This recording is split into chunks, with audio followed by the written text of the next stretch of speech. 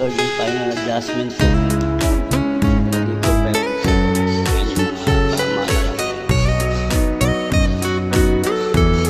Tapos pata natin kung parehas na siya. Ito yun.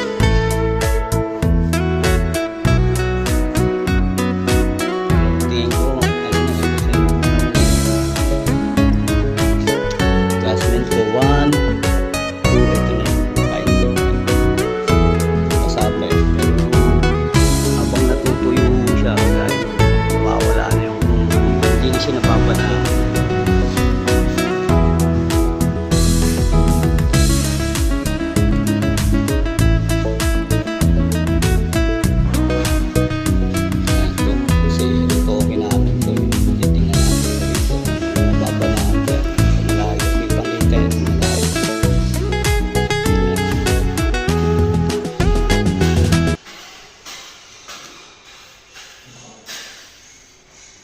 tayo, ayan.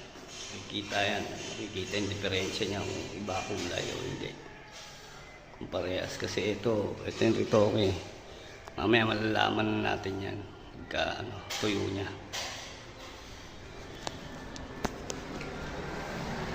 Sana po may natututunan kayong diskarte sa akin.